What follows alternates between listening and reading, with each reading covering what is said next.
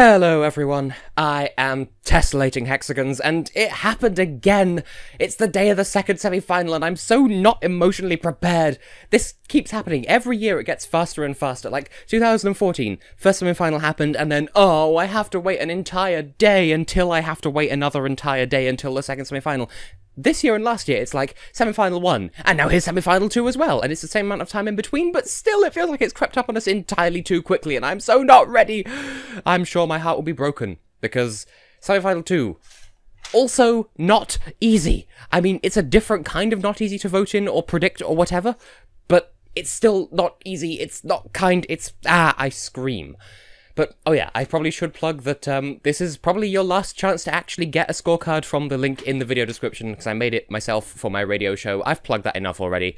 But, yeah, if you haven't got one already, you could at least use the semi-final 2 side, although, ignore this still has Russia on it. This was like the first draft that I made, and I printed out immediately. I told this story already, so how about I just shut up and get on with the video. First up in tonight's running order is Serbia, and... I want to say I'm excited for this, because Serbia is one of my favourite songs this year, and it's my 11th in my top 43, as you will have seen. I think she was 11th.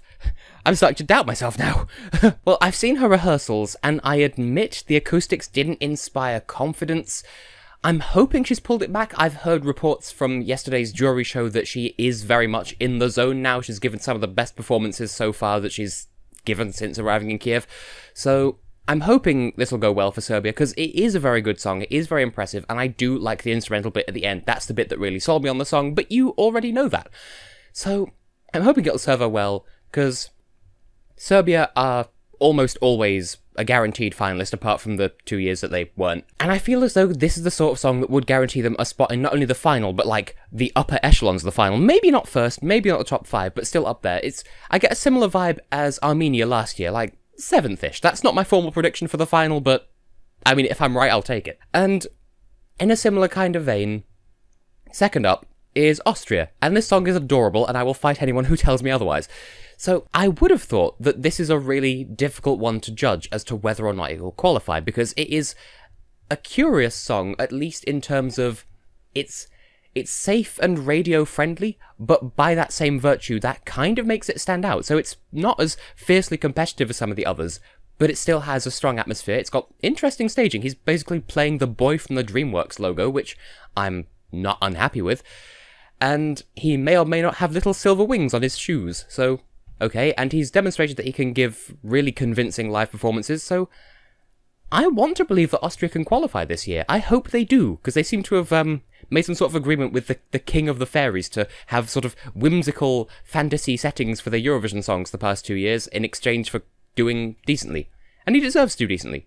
Yeah! Now, third up would be Russia, but of course, they've withdrawn from the contest, and so I'm not going to say anything else on that front. So, following them is Macedonia, the former Yugoslav Republic of Macedonia, whatever you want to call it. Like I said, no one really cares about the naming dispute apart from the people that it involves, so don't bring that here. So, yeah, it's no secret that Jana's song is my favourite of this year's contest, and so I really want her to do well. Once again, I've not heard any negative words said about her jury final performance. Although, I did see one report saying, oh, well, this in Austria might get swallowed up because it's really early on in the running order. Like, really? I mean... Portugal's song is really subtle and restrained and pulled back, and that was in the middle of the show, and it's in the first half of the final, and if you think that won't get swallowed up, then why would either of these songs? I'm just saying it's a fair point to make. I'm not trying to put any of them down before any of the Portugal fandoms start grabbing their torches and portrait pitchforks. Did I really just say that? You know, I don't think it'll be swallowed up, but I hope that she does nail it live, because people seem to have a predisposition to insulting her vocal capabilities when she performs perfectly fine, but I've had this rant before. Also, the staging reminds me of Sonic 2 for some reason, and I have no idea why.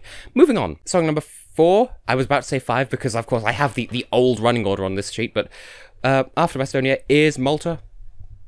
I don't want to call it a boring song, because it's not boring, but it is... Let's go with classic. Now, I know that Claudia is capable of really impressive live vocals, because that's kind of her thing. It's one of those songs that is meant to be impressive live, and so I could potentially see it sneaking into the top 10, but I would be very unsurprised if it didn't. I can see this going the same way as Slovenia, even down to the staging, to be honest. So other than that, I don't know what to expect. I don't really remember all that much from rehearsal footage. What I do remember, though, is Romania next up after them. Glittery naval cannons. Sheep. Giant flying letters like it's some sort of Romanian Teletubbies. Romania! What happened to you? I don't mean to make that sound negative. I'm just like, you had to take a year out because of the crisis last year with a Video Anton and TVR. Did something happen to make them come up with wacky staging? Well, I'm not opposed to it. It's just really weird. And this is coming from the guy who defended Azerbaijan's horsehead on a ladder. So, I think they can make it work. It's just gonna be a bit weird. But memorable, so fair enough, I guess? And then there's the Netherlands. And I don't really know what to expect, because Ogene can absolutely slay live. This is evident, that's why they were chosen. They have really beautiful harmonies, they never put a foot wrong vocally. And there are some people who reckon that this could potentially go all the way and win. I don't see that happening. The song hasn't had anywhere near enough hype, and the song itself doesn't really have as much of an identity. It sounds a little bit, I don't want to say dated, but it does sound like it's of a genre that isn't as popular as it used to be. So I don't see this winning, but I could see this not qualifying if this were like 5 or 10 years ago, but yes, qualifying because the Netherlands seem to have found a strange little niche where they used to never qualify even with the best songs, and now they qualify about as 50-50 as any other country. So if Ogene make it to the final, good for them, improving the Netherlands' record of qualification, but I feel as though that would be more based on their performance than of the song itself, and I feel as though the song should at least have some say in how well they do, and I don't know, maybe that came across as too harsh. 7th in the running order is the rather curious Hungarian entry, and I don't know what to expect. I'm anticipating a performance very similar to the one at Adal, but just bigger. I think he has got the metal jug on a stick, so that says to me that, like, bearing in mind he's got that and the back, I think it's the same backing dancer as in Adal, so I don't imagine anything too groundbreaking, but I mean, it worked for him in the national final, so I'd imagine that this is probably just what he needs to do well at Eurovision. I've mentioned before that winners of Adal have never failed to qualify at Eurovision, and this could go one of two ways. This could sail into the final easily for just off the back of being different and curious, but it has a rap section, and even, like, I'm not gonna say that that's necessarily a bad thing, because in the Hungarian language it does actually work really well, but we had this last year with Bosnia and Herzegovina, and they've never failed to qualify apart from the years that they've not taken part, but then they failed to qualify with a song that had a rap section in it, and I fear this could potentially do the same thing. I don't know. I think it's all down to how Yotzi delivers it on stage. If it makes it to the final, I won't be upset. If it doesn't make it, I won't be surprised. I think that's the compromise I'll make there. And then there's Denmark. No comment, really. It's a song.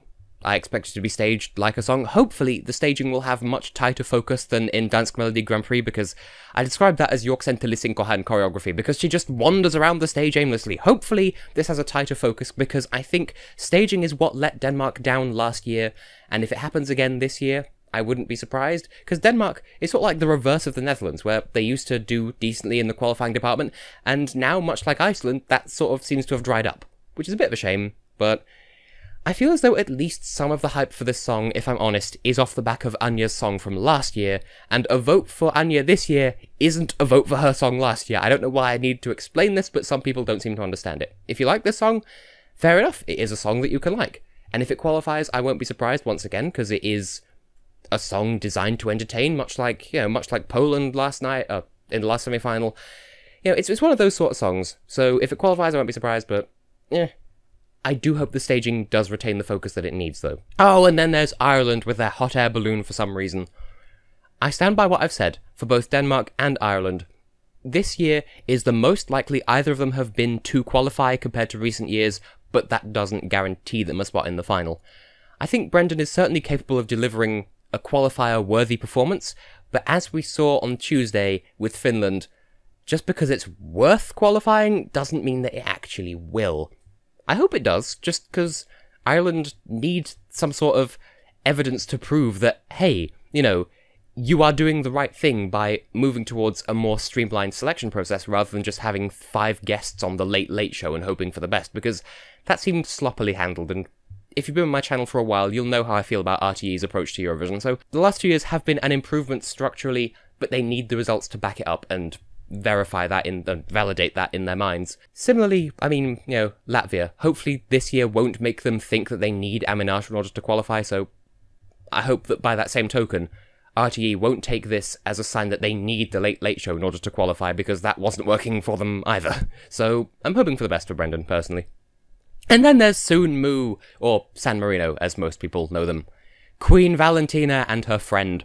And that's how most people will be thinking of this act, unfortunately, but I don't know what to expect from this. The staging does look a little bit bland from what I've seen, but they might have crazy extra effects that I've not seen yet, and I sort of hope they do, because I know last year they wanted holograms and didn't get any, and then they considered legal action because Sumu's crazy like that, but I want this to qualify, and genuinely, I feel as though it might not, but there's no real reason why it necessarily shouldn't. I mean, it was the 10th of the fake qualifiers last night, so I mean, why not? Because it is Valentina, she is the only artist who's ever qualified for San Marino, and we know that she's capable of an amazing live performance, and there's not really anything I can fault the song on, short of, oh, it might seem a bit old-fashioned to some people, but then people love Portugal, and that could seem old-fashioned to some people. Watch how carefully I am wording this so as not to offend you specifically. So I think the worst you could say about this song is, oh, it's Ralph Siegel, and even then, that's not inherently a bad thing, so there's no reason why it shouldn't qualify, but obviously they need to earn their spot in the final like everyone else. But I feel like if I could vote for it, then I might, but I can't, because I don't live in any of the countries that can vote for them. But still, Forza San Marino! Or something. Following them is Croatia, and despite my expectations, nope, they are going with the half and half camera work where, like, half of him is, like, in a biker jacket, and then the other half is in a tuxedo, and they use camera angles to jump back and forth, and really predictable, but the staging behind him looks absolutely adorable, so clearly they've actually given it some thought. They're not just doing the base level, oh, he has two voices, let's make him look like two people. So, if it qualifies, I will be happy for them because it does deserve a spot in the final, but at this point I'm just rehashing things I've said already. So, deserves to qualify, doesn't mean that it will, and I know this song isn't everyone's cup of tea.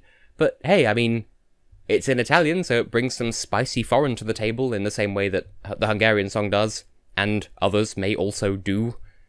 I don't know where I was going with this train of thought. Norway!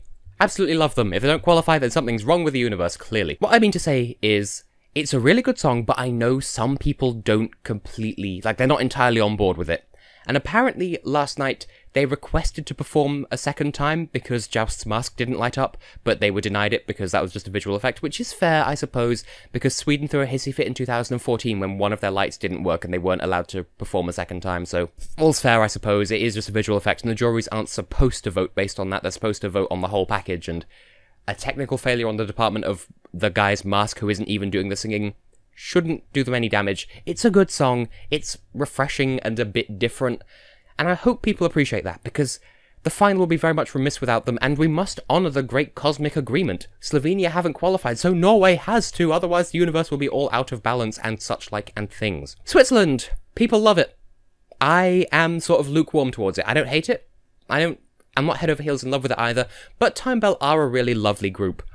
But the staging looks like a yoga advert, and I cannot be convinced otherwise of this. Like, you know those Greek yoga adverts where it's like some vaguely attractive woman, like, in a bath full of, like, rose petals in, like, some cloudy Greek acropolis, and she's like, oh, yes, I have good bowels because I eat Greek yogurt. And that's what that staging is. And I don't mean that in a bad way, it's just pastel colours, clouds, going for a Greek feel because Apollo, though to me it will never not refer to Apollo from Animal Crossing, or maybe the Italian word for chicken. Either way, I think for any other year this wouldn't qualify, but it's been hyped up, so I think it might, or almost definitely will.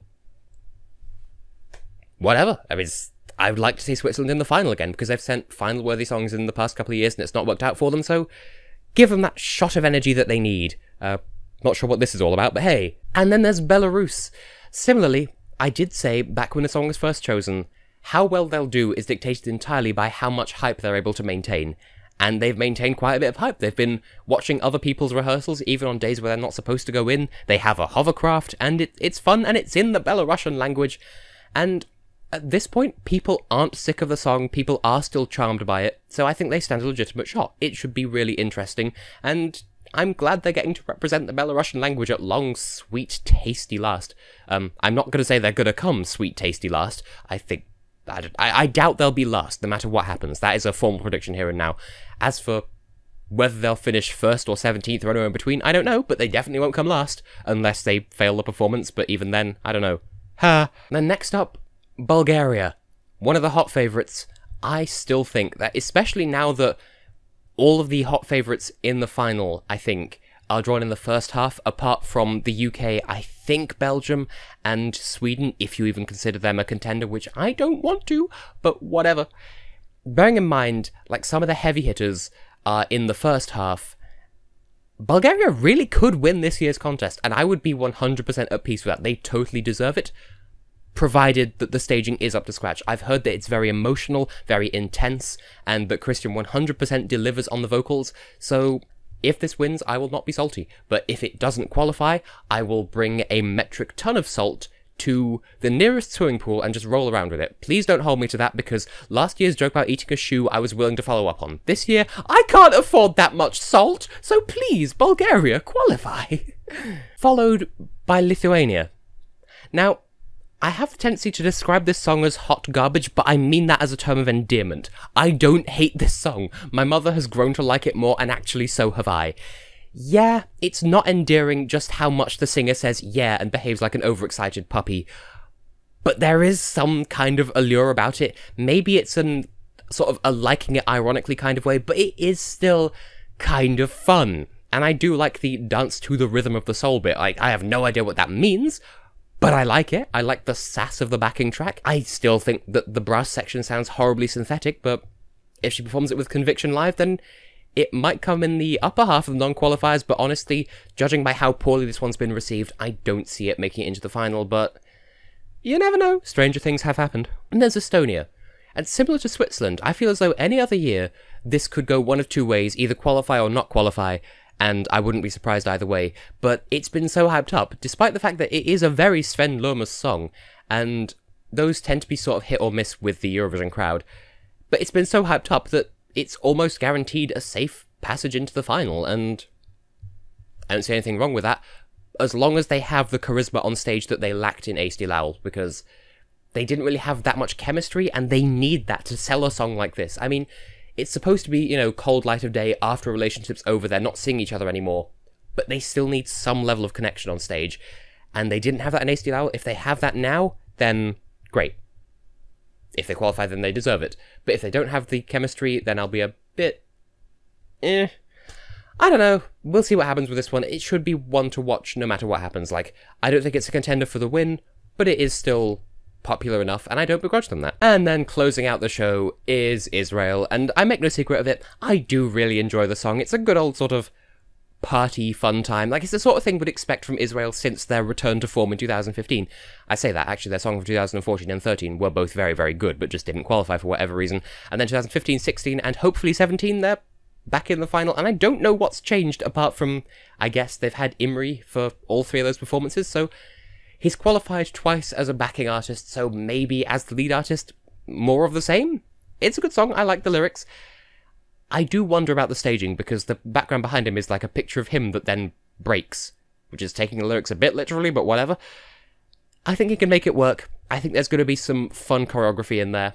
I think it's a good one to end the show on, and I could see this qualifying quite easily. So I wish him the very best. Another one that I would consider voting for if I were able to, but alas, I'm in the United Kingdom, and I can't go all the way to Ireland, and I can't swim the English Channel. I mean, I could, but it would take forever and totally wouldn't be worth it to vote from France, but, you know, I don't know how I started the sentence, so there you go. And now we get to the tricky part of the which 10 do I want in the final, and which 10 do I think will qualify, and I know that I just pointed with 5 fingers both times, but you get the idea.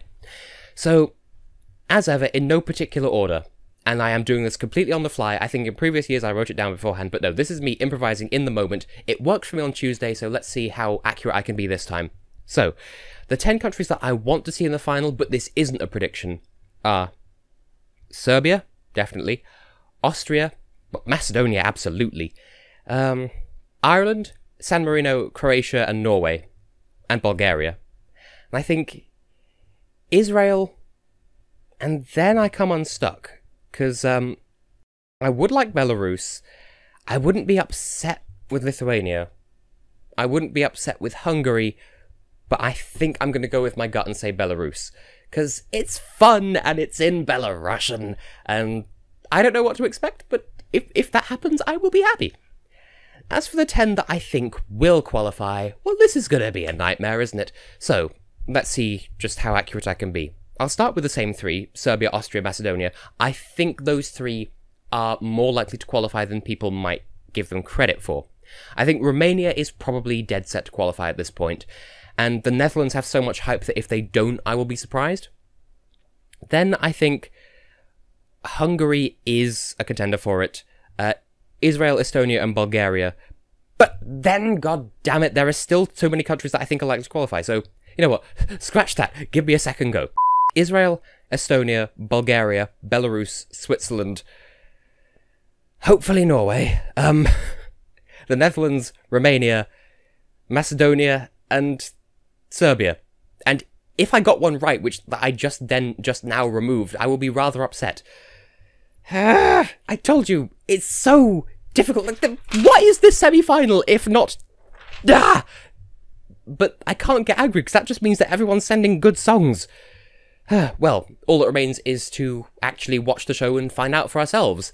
It's impossible to predict. I don't have future vision. I don't have future Eurovision, haha. But anyway, yes, I have been and will continue to be Tessellating Hexagons, and join me tomorrow for an analysis of how accurate or not my predictions were just now. And until then, enjoy the show.